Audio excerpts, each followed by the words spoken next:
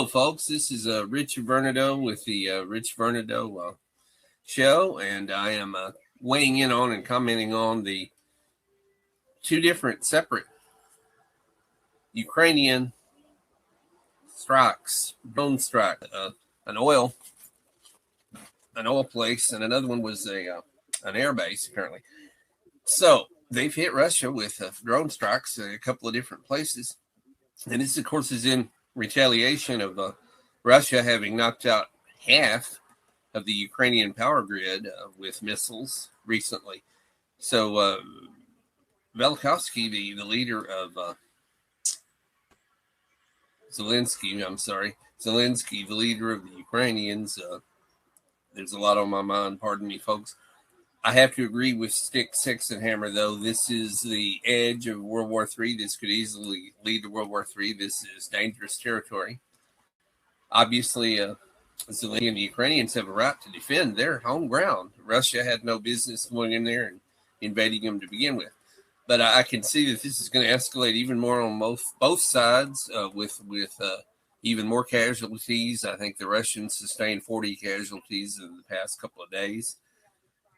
Some Russian soldiers were killed in one news report that I saw. This could get really bad. And when it does, of course, this has a ripple effect on the world economy, and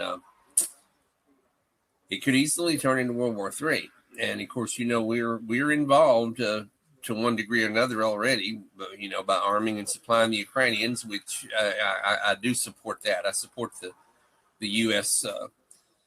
Strengthening of the Ukrainians.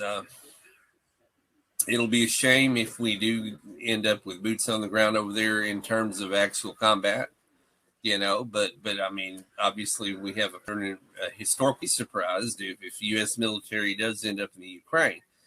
Of course, I think that's a long way off. I think this thing will continue to escalate. I think that if it goes nuclear, obviously the other nations of the world, China and various other countries, European nations, etc., will be very, very, very unhappy with the Russians if they do launch any kind of nuclear attack against the Ukraine.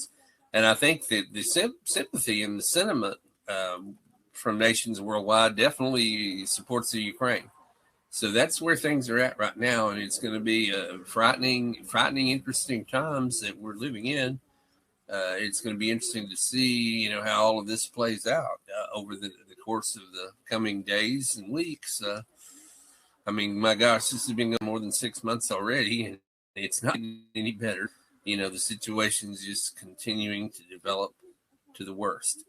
So, again, this has been Rich Vernadeau with the Rich Vernadeau channel, and thank you very much.